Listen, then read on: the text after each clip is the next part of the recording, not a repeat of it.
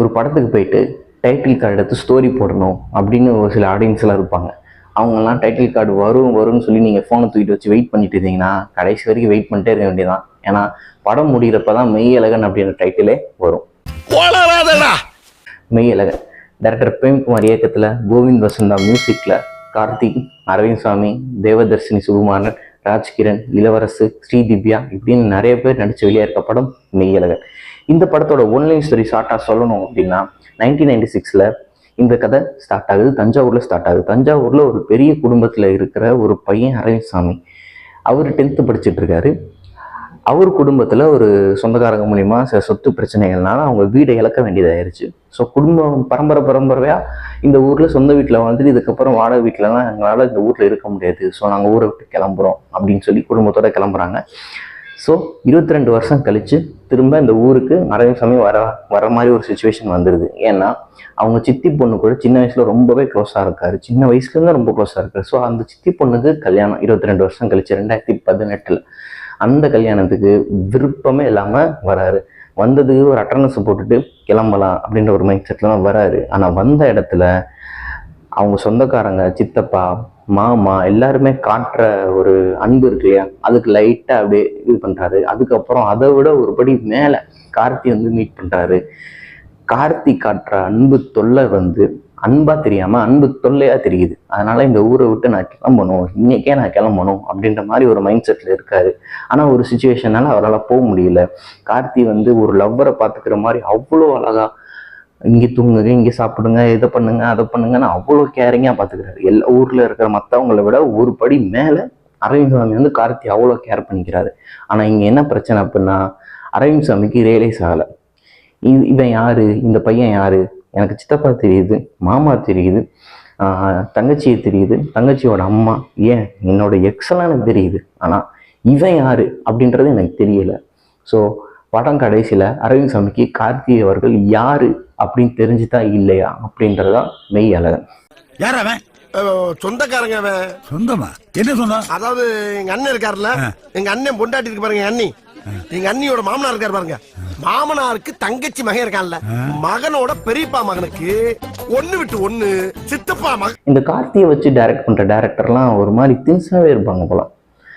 நீங்க மாநகரம் எடுத்துக்கன்னு வச்சுக்கோங்க, அது ஃபுல்லா நைட்ல எடுத்தது. அதுக்கப்புறம் லோகேஷ் கார்த்தியை வச்சு எடுத்த கைதி நைட்ல வந்தது. பிரேம்குமார் 96 எடுத்துக்கோங்களேன், விஜய் சேதுபதி, த்ரிஷா அவங்க 2 பேருமே நைட் ஃபுல்லாக ஊரை சுற்றி காமிப்பாங்க. அதுவுமே நைட் ஃபுல்லாக எடுத்தது. இதுவுமே அரவிந்த் சாமி அவரோட ஊரை, சொந்த ஊரை சுற்றி காட்டணும் அப்படின்னு கார்த்தி அவர்கள் ஃபுல்லாக ஊரை ஃபுல்லாக நைட்டு ஃபுல்லாக சுற்றி காமிப்பார். இது என்ன ஒரு விஷயமே இது எல்லாமே தினசாக இருக்காங்க கார்த்தி வச்சு டைரக்ட் பண்ணுற டைரக்டர்லாம்.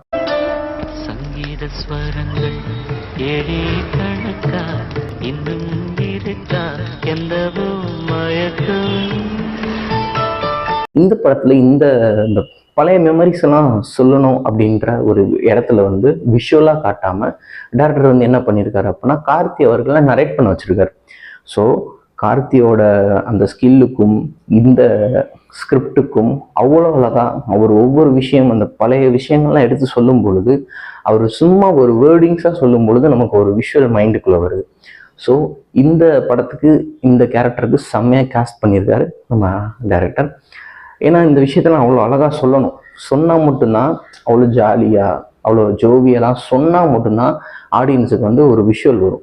ஃபஸ்ட்டு ஸ்டார்டிங்கில் ஒரு அரை மணி நேரம் நமக்கு கனெக்டே ஆகாது. 1996 நடக்கிற மாதிரி சொந்த ஊரில் வீட்டு பிரச்சனை, சொத்து பிரச்சனை, வீட்டை விட்டு போகிறேன் அப்படின்ற மாதிரி ஒரு எமோஷனை அந்த அரவிந்த் சாமி சின்ன வயசு கேரக்டர் வச்சு நமக்கு சில எமோஷனல் பிள்ளைலாம் பண்ணியிருப்பாங்க. அதெல்லாம் சுத்தமாகவே கனெக்ட் ஆகாது. நம்ம ஏன்டா அப்படி பண்ணுறாங்க அப்படின்ற மாதிரி தான் உட்காந்துருப்போம்.